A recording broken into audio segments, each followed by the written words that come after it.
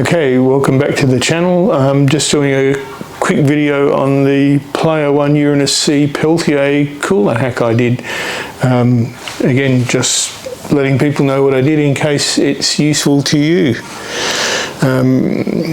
This is my PlayerOne Uranus C nominally planetary camera. It's a 8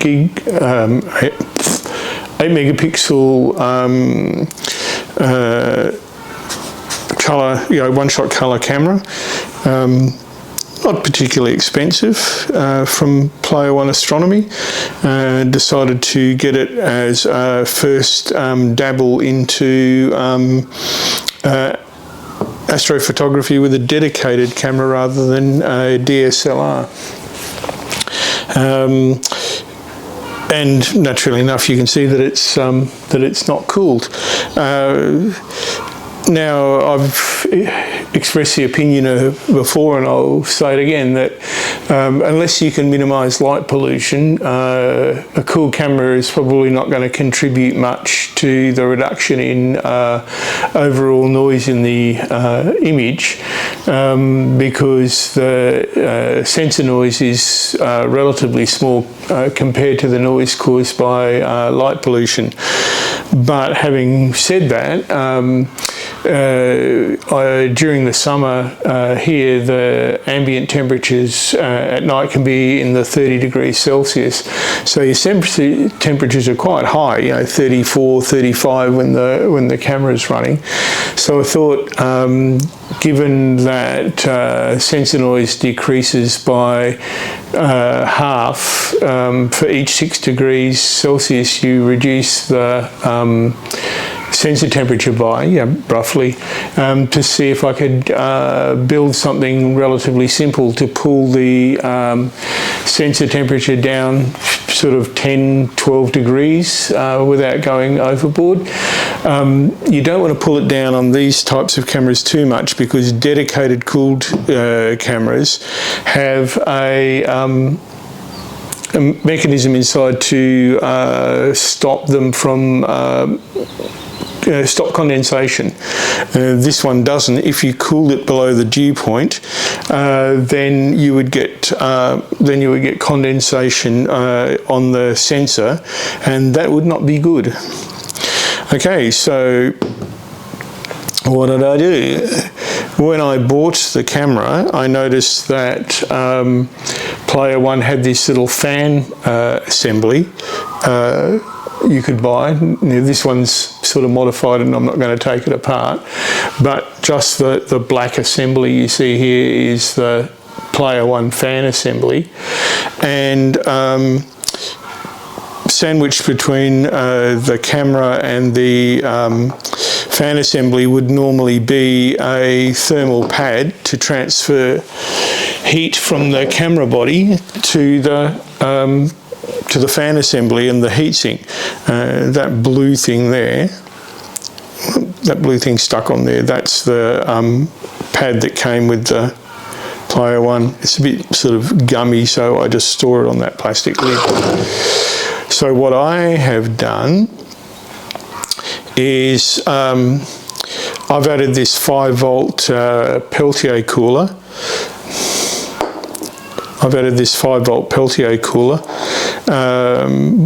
with some thermal compound on it. 5-volt rather than 12-volt, because I found the 12-volt ones were a bit savage. They get, the hot side of the peltier gets very, very hot, and this is just a very small heatsink. Now this silver thing that you can see there, that is a thermal switch. This one is rated to switch at 50 degrees Celsius, and it's wired in series with the thermal cooler, the peltier cooler. The reason why you have to do that is when you hook up a peltier cooler to a power source, one side gets hot and the other side will get cold.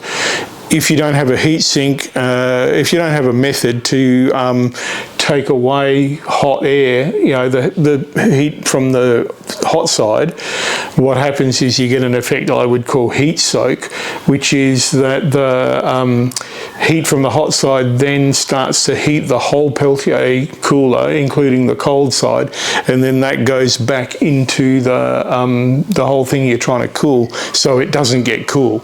You notice an effect where the temperature will dip and then it will come back up and rise to quite high temperatures.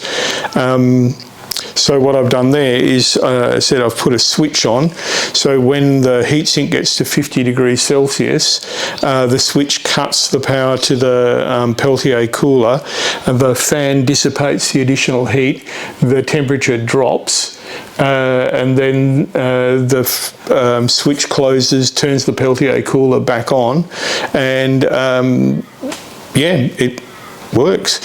I was running a more sophisticated system using like a switchable electronic thermostat module, and it worked quite well, but then there was just all this circuitry you had to find a home for while I was hanging off a telescope, and it was just too complicated. Now, this cooler just assembles onto the back of the telescope. I've got to remember which way is up. Assembles onto the back of the telescope, assembles onto the back of the camera with the screws provided. The grey stuff, by the way, is thermal conductive paste, which you need for optimum transfer of heat away from the camera. That's upside down. Don't mind me. All the writing has to be up the right way for me. I can't stand it if the writing's not up the right way.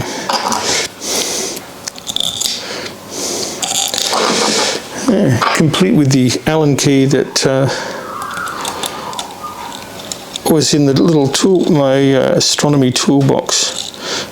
Now, important thing is when you tighten these down, the peltier device is not rubbery or squishy or anything, it's ceramic and it's quite brittle. So you do these up firmly, but don't overdo it. Just take it out of shot here for a second. Oop, don't drop the Allen key.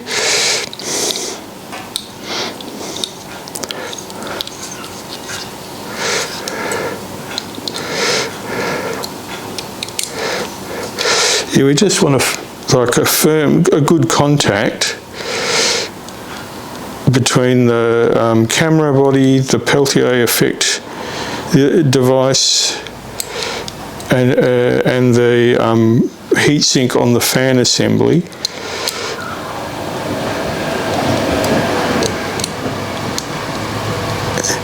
No wiggles. There we go, that's the whole thing assembled. Let's do a bit of testing and see if we can get anything sensible out of it.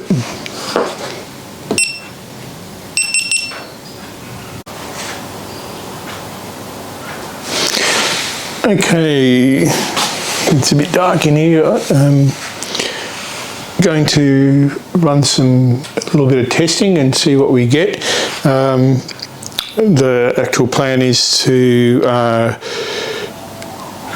capture an image at ambient temperature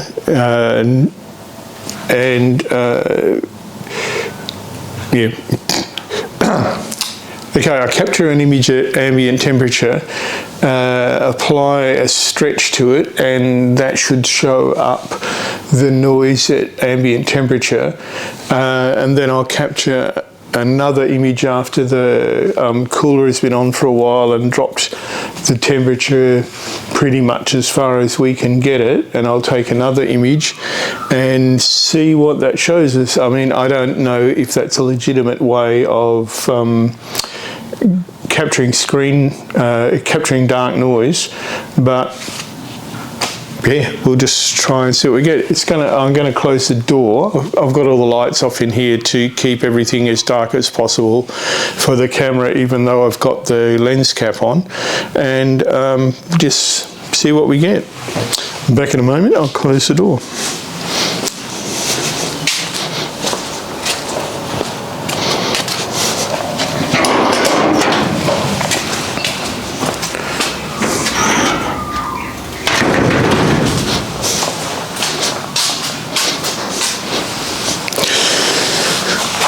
We are back. Okay, so I'm going to run this at 90 seconds with a gain of 182, and I'll just drop the offset a little to about 20, which is about right for that gain.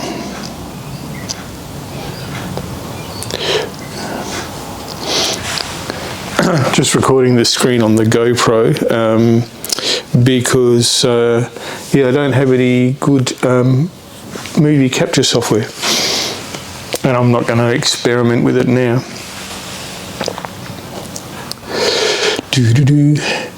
Okay, so it's reporting 21.8 is the current sensor temperature.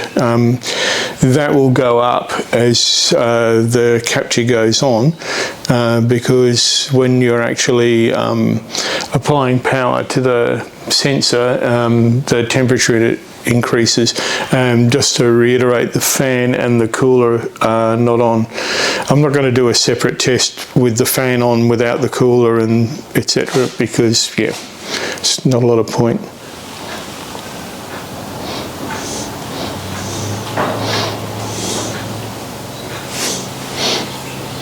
Just kill the histogram stretch.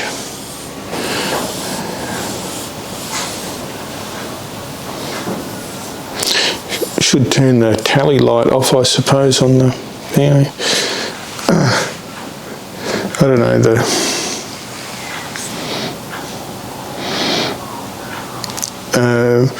app for the GoPro doesn't work properly with my old Hero 3.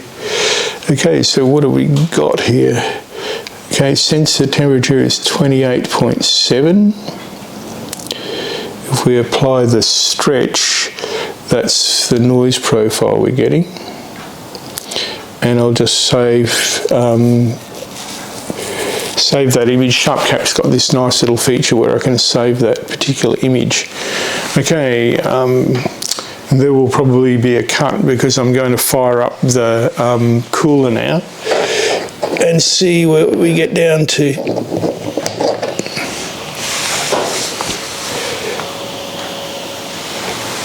Okay, fan is on, cooler is on. Let's see what our temperature does. I'm with the 90-second exposures. It's only going to report every 90 seconds on the temperature, so I'll cut now and I'll be back with you in a minute when the temperature's dropped. Probably, I've been achieving about 10 or 12 degrees, so just as a bit of a side light, this is yeah, the power box. Did the video on a while back. That's the inverter running the laptop. I didn't use the boost converter because I didn't want to rummage through and find the adapters.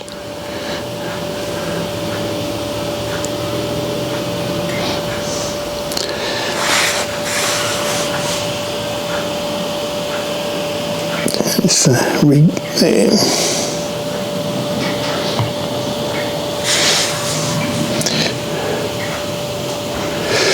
.4 we're down to.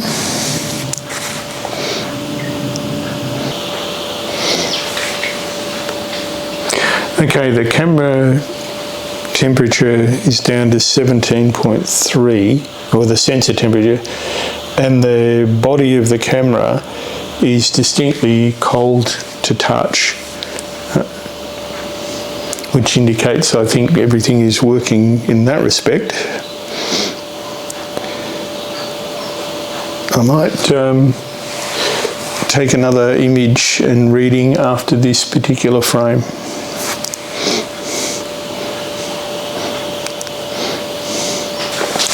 Okay, we're starting to plateau now. That was 16.8. How does that come across? A bit jiggly. Yep. 16.8. So I'll stop the live view. Go into still mode. Set the stretch off. Go back to live view, and that will start taking a frame, and hopefully that will clear any stretch that we had before. I'm not sure whether it sort of stacks or what. And then I'll let the temperature heat back up to ambient again, and we'll take another image, and then we'll compare the images.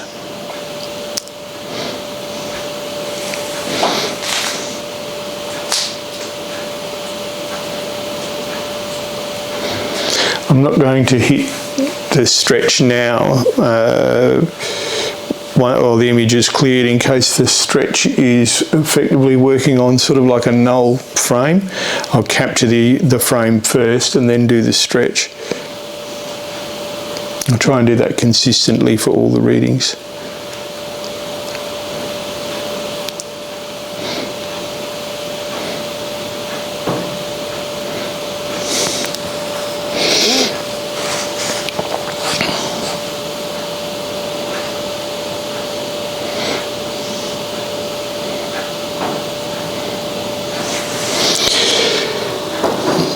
Six, 5, 4, 3, 2, 1, blast off.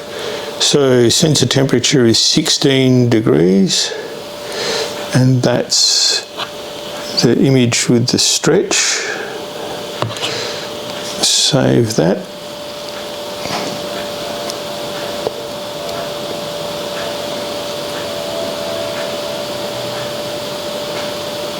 Okay, and kill the power to the cooler.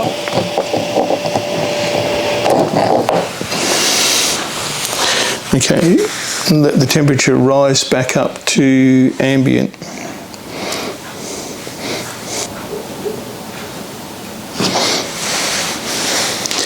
One of the reasons why I don't find something to put over the camera and make it darker to do this is I don't want to block the airflow. I'm hoping the lens cap and standing it on the table will cause things to be dark enough without influencing the airflow. So got a temperature of 24.8 at the moment as it rises back up to ambient. I'll let it go a couple more frames, and then we'll take a second reference frame at ambient.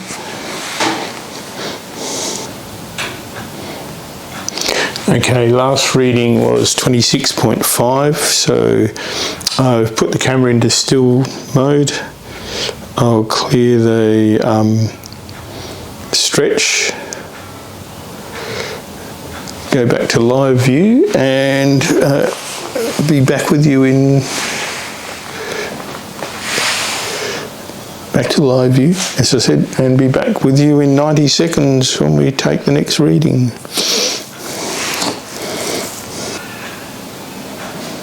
6, 5, 4, 3, 2, 1, blast off. So 27.3, apply the stretch. Is that my imagination, or does that look fairly noisy? Save the image. Yep. And just confirmation of the temperature and everything. I'll do a head-to-head comparison of the images and see what we get.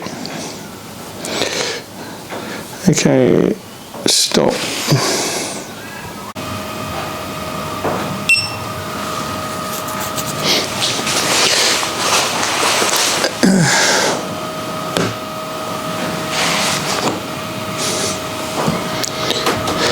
Okay, while I'm about it, I thought it would be interesting to fire up the ASI 294 and get a frame, similar dark frame off it. I know for sure one of the differences between the 294 and the Uranus C is the 294 has distinctive amp glow to it. Similar settings, setting the gain to 117, which is where I normally run it. Just pull the temperature down. Well, everybody runs their temperatures at sort of really low, so I'll pull the temperature down to 1 degree. It's 1 Celsius for the people who don't have kings but still using an imperial system. So that should be roughly equivalent between the two cameras. Not going to worry about sort of LX mode, and because I think LX mode is low noise mode. How's their temp going? 7.1. I'm just going to do a single frame with this. I'll pull the temperature down to the target of 1 degree. It's in still mode at the moment. I'll capture 1 frame in live view mode, apply a stretch and save it. Save as is with the stretch, which Sharp Cap allows you to do. I said before, the reason why it's quite safe to pull this down to way lower temperatures is because it's got built-in mitigation for condensation, because it's a dedicated cooled camera and the Uranus C doesn't. So you have to try to keep the Uranus C above dew point, which can be harder than you imagine here, because some of the nights we get where the ambient temperature is 31, 32 degrees, the dew point is about 24 degrees or so. It's surprisingly high. I mean, Perth is not a really humid place, but every now and then. Okay, 1.3, ready for a blast off.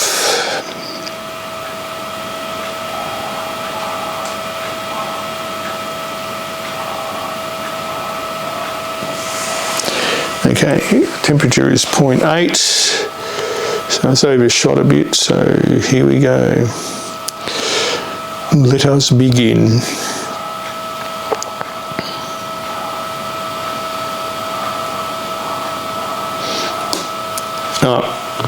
I did sort of forget to mention that there is no pre-processing applied. There's no flats or darks or anything like that applied. I just want the raw data.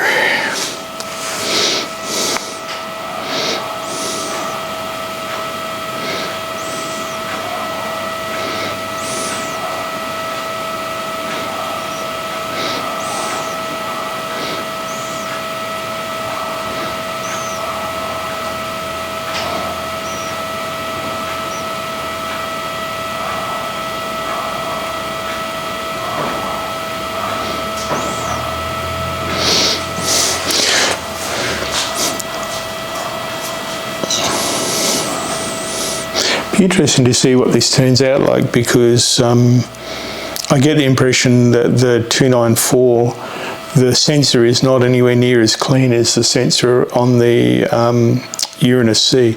It's a nice camera, but whereas the Uranus C, the noise seems to be very, very even and there's no amp glow. This has always seemed like, you know, amp glow, a bit stripy. Here we go.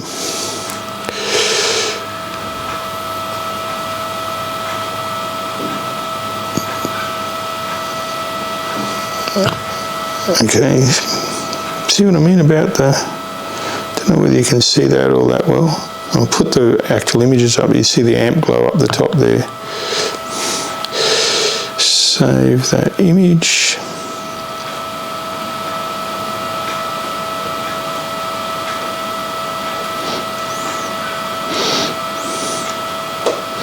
Okay, so I think the 294 definitely needs some darks, but yep, let's get some light in here.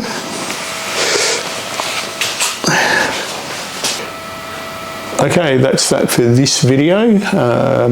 Starting to get a bit warm in the tin box at the moment. Thank you for watching, and if you want more old person rambling on about technical sort of stuff, subscribe, give me a like if there was information in this that was useful, and I will see you in the next video, which hopefully will be our it'll either be something about controversial statements that I read while I was away in Europe, or we're going off in a couple of weeks over the new moon to a lovely little dark sky site, and I'll do a video on that, because there's more to be had there than astrophotography. So thank you for watching, and see you next time. What do the modern people do now?